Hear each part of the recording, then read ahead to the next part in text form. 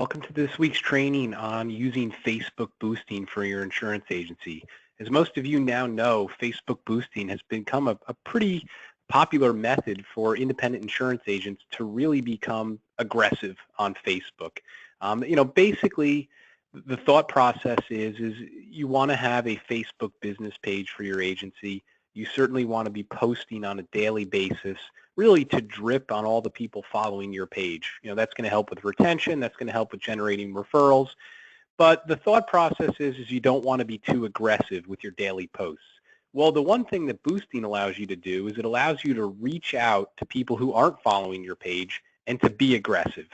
So what we're looking at right now is my benefitstore.net business page. And for those of you that don't know much about boosting, basically when you make a post on Facebook, Facebook now has a little button under that post, and basically they try to entice you to get that post to go out to people who aren't following the page. So by clicking that button, you can then actually set up a few parameters and get your post to go out to all sorts of different potential people on Facebook. I have personally helped probably dozens of independent agents with all sorts of different marketing scenarios, and they've all been very successful.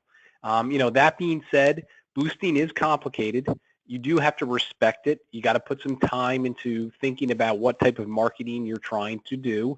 And I think if you do respect it and you kind of follow some of these steps today, you'll be in good shape and you'll be able to get results.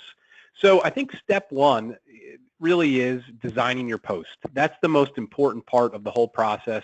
And what that means is that, when you post something, it aesthetically needs to look pretty good so it stands out on people's news feeds. So the tips I'm giving you are basically to, one, ask yourself what's the goal here? What are you trying to accomplish? Are you trying to generate leads? Are you trying to get people to sign up for your events? Are you trying to get more people to follow your Facebook page? Figure out what the goal of the marketing effort is. Once you figure that out, then you want to set up your post.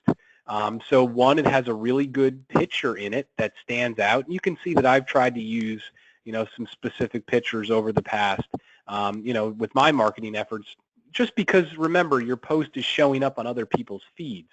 So step one, when setting up the post, have a good picture. Step two, make sure there's call to action in the post. So what that means is that you probably want to have what's called a landing page. So in your post, when you're telling people and you're promoting, maybe you're promoting some sort of special promotion on a product or an event, you want to have at the bottom of that post, click here to learn more. When somebody clicks there, they're then going to end up on a special page on your website. I call it a landing page. And on that landing page, that's where you're going to capture their information. That's where the lead is going to be generated. That's where the person's going to be able to register for the event or whatever you're trying to accomplish. That's a common mistake I see with a lot of agents. They try to promote their products, but they don't give the consumer a way to get to the next step. The way they're going to get to that next step is on that landing page, okay? In my opinion, if you put your phone number, most people are probably not going to feel comfortable calling you. You want to go in and capture their information on a landing page. Step three is you're going to actually hit that boosting button. So if we go into my page, you'll see I'm just going to click on the boosting button real quick under the post. And, basically what you're going to be able to choose is, probably people, you're going to choose through targeting. And you're going to be able to basically set up what age these people are, what zip codes or states they live in, and certainly what interests they have. So you'll see those selections. You'll go in. You'll be able to set them up. This can work really well if you're trying to market Medicare. Obviously, you can select people that are 64 years old, and only those people are going to see this post. So very important to go in, set up your parameters, and then most importantly, I tell everyone this, show some patience and use some common sense. So, as you'll see when you're in Facebook, you go in, you set up your parameters, and immediately Facebook is asking you to pretty much put how much money you want to spend. And by money, basically the more money you put in, the more potential people could see your post. So as an example, you'll see this one parameter I set up. It basically says I'm putting in $5 here, right?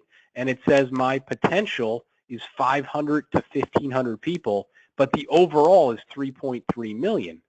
So obviously, if I, if I change $5 to $500, now it goes to around 130,000 people.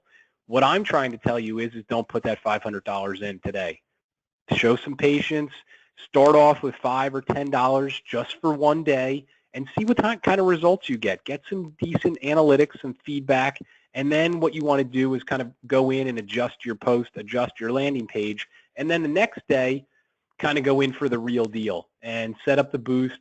I would say basically when you set up the boost, it'll say, do you want to set it up for 1 day or 1 week? I would suggest setting it up for 1 week and then maybe try $30 to $70. See how it goes, get some feedback and make adjustments. The thing with social media is there's never a perfect answer. You have to kind of get a feel for things. Like I said, use common sense. Don't go crazy with spending money initially until you start getting some good hits and some leads, and then you adjust and you really go for it. So I appreciate everyone's time. Hopefully this was helpful, and best of luck moving forward.